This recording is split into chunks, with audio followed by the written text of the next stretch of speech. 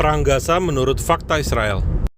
Peperangan spiritual, peperangan yang sebetulnya Israel tidak ingin lakukan. Tapi kalau kita lihat dari pengalamannya, apa yang terjadi di Alkitab, Alkitab itu kan isinya, kalau kita jujur, emang ini tentang perang, ya.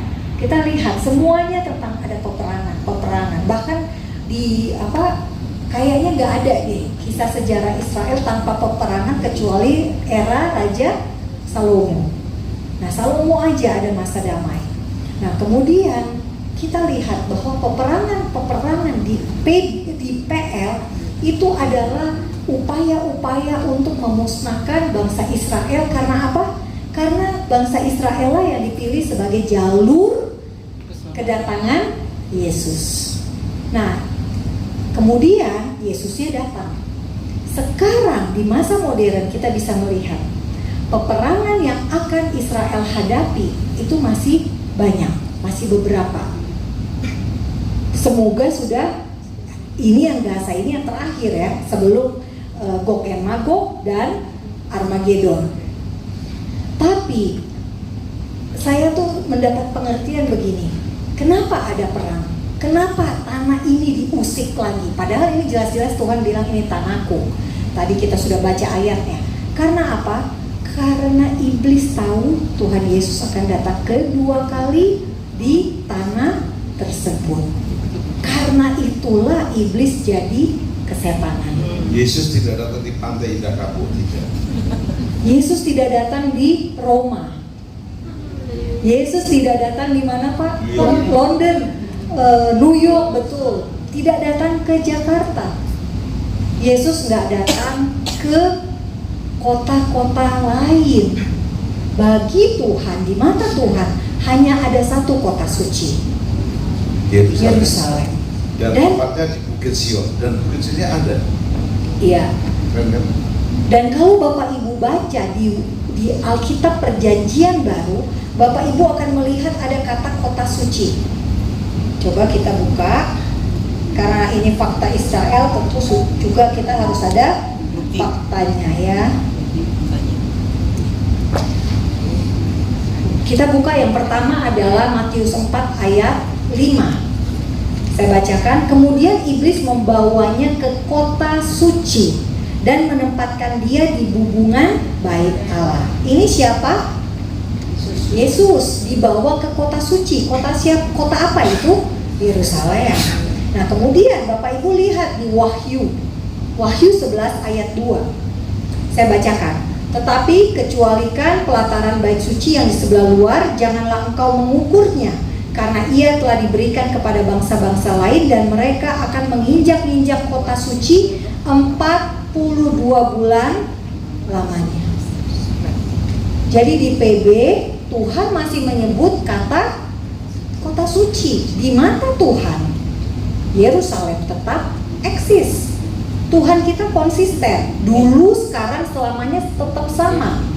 Kalau Tuhan kita berubah-berubah, di sini yang dimaksud di Wahyu 11 ini bukan kota sucinya Yerusalem, maka sebaiknya memang kita nggak ngikutin Alkitab. Karena Tuhannya mencela-mencele, nggak konsisten. Tapi kan enggak. Di sini dikatakan kota suci akan diinjak-injak 42 bulan lamanya. Ini belum terjadi Bapak Ibu. Karena ini wahyu di akhir zaman. Nah, itu saja yang saya ingin katakan. Oke, ada lagi. Sebentar Pak Tim, mohon kesabarannya. Ada lagi.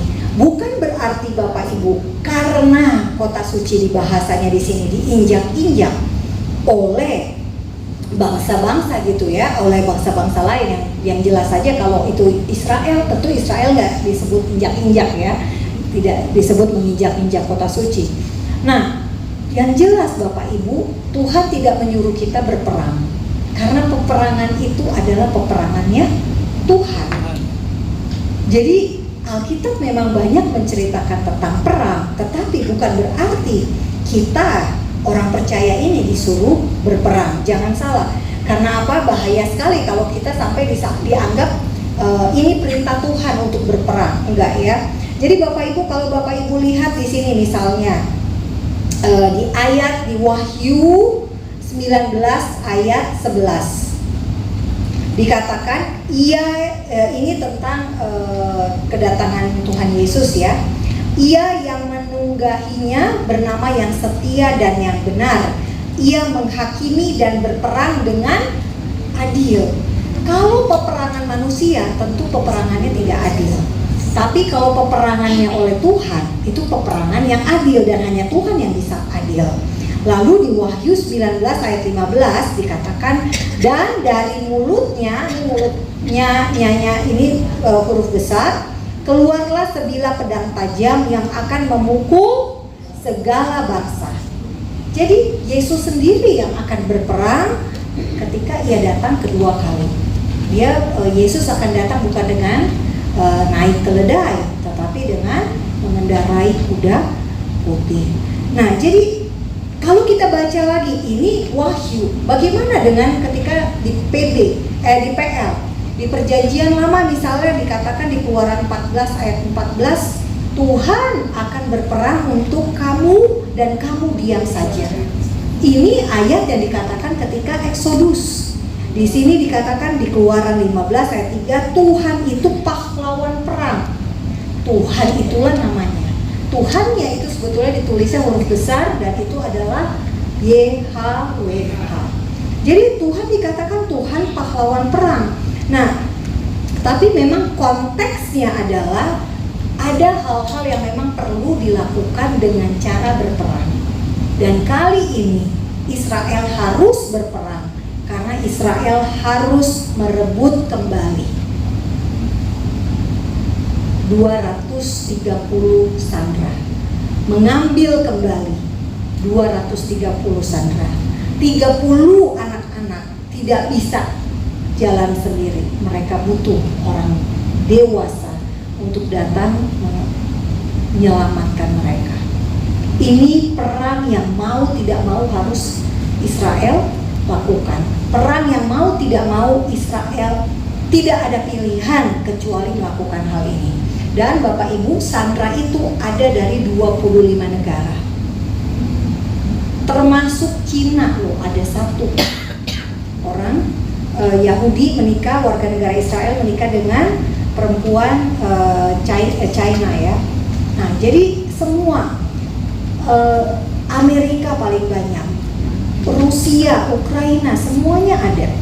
25 negara. Kalau korban tewas dari berapa negara? 40 negara, termasuk Israel. Dan tahukah Bapak Ibu, tawanan atau sandera paling banyak ternyata dari Thailand. Di luar Israel. Di luar Israel. Di luar Israel.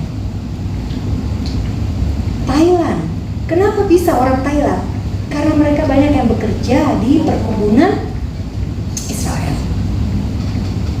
Orang Nepal, 8 orang sudah terbunuh. Dan kita ini kan sama ya, sesama anggota ASEAN.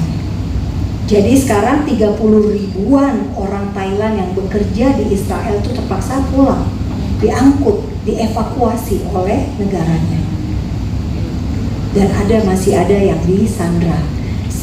Yang disandra itu hampir lebih dari 20-an ya. Lebih dari 20 orang, hampir 30. Padahal mereka hanya mau kerja. Nah, bayangkan